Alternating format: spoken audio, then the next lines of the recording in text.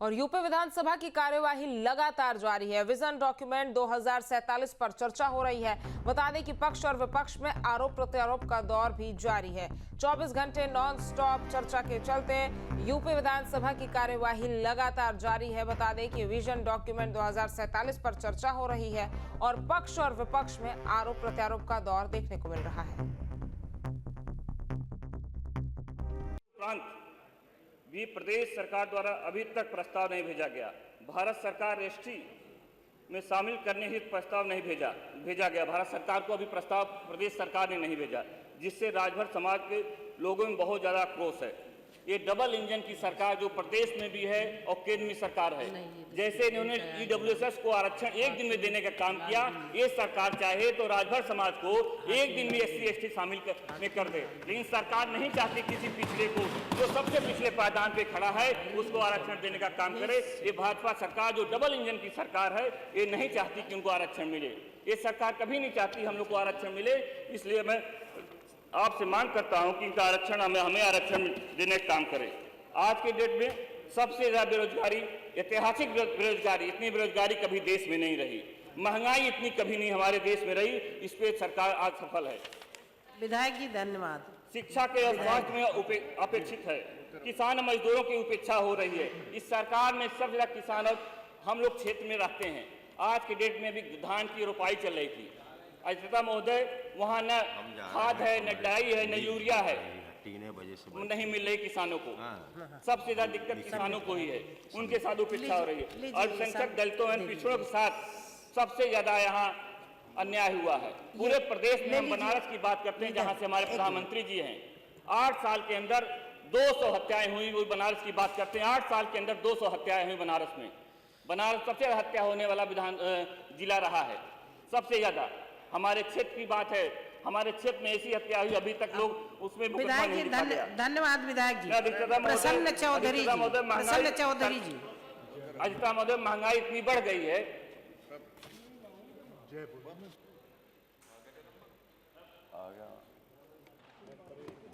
मान्य अधिष्ठाता महोदय जी,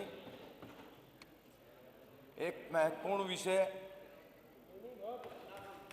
भारत विकास, भारत विकसित, उत्तर प्रदेश विकसित पर बोलने का समय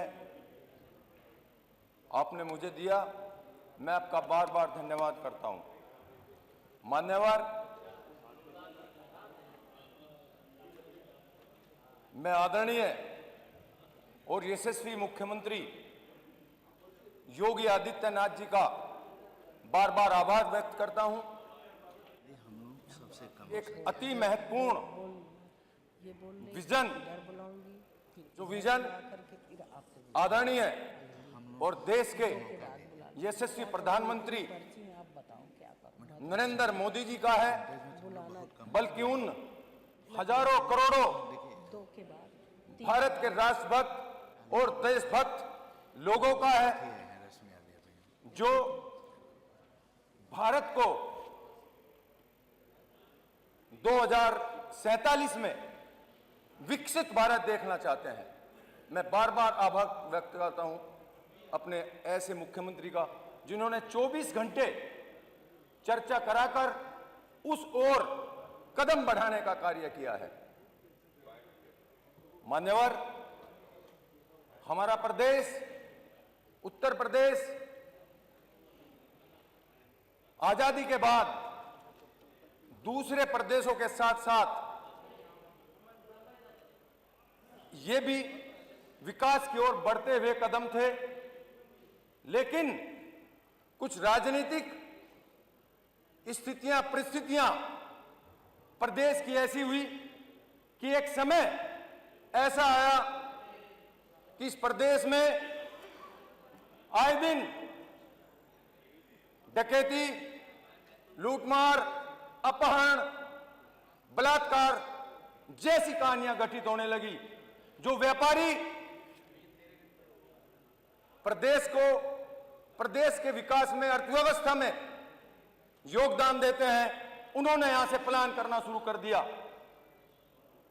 लेकिन मैं कहता हूं कि जब से केंद्र में एनडीए गठबंधन की सरकार आई, और उत्तर प्रदेश में यशस्वी मुख्यमंत्री आदरणीय योगी आदित्यनाथ जी ने कमाल संभाली, तो ये प्रदेश बीमारू प्रदेश से ऊपर उठ करके एक ऐसा प्रदेश बना जिसमें आज की डेट में कोई भी विश्व का व्यापारी अपना उद्योग लगाने को तैयार बैठा है। यहां सड़कों का एक जाल सा बिछा हुआ है। आज इस प्रदेश की कानून व्यवस्था ऐसी है कि यदि ऐसा कोई व्यक्ति हमारी बहनों की तरफ में भी आंखें उठा के देखता है तो उसका जवाब उसकी आंखें फोड़कर या उस जेल में पुचाकर इस सरकार में किया जाता है। मान्यवर, मैं अपने एनडीए सरकार का धन्यवाद करता हूं।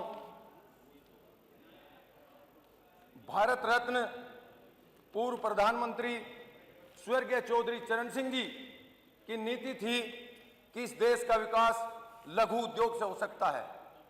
एनडीए सरकार ने एमएसएमई के बजट को लगभग 20 गुना बढ़ाकर, क्योंकि जब पहली सरकार थी 200 करोड़ के आसपास बजट था, अब वही बजट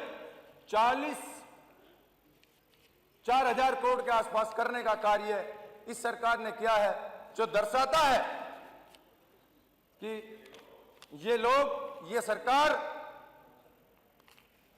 चौधरी चरण सिंह जी के सपनों को और उनकी नीतियों पर चलने का कार्य कर रही है।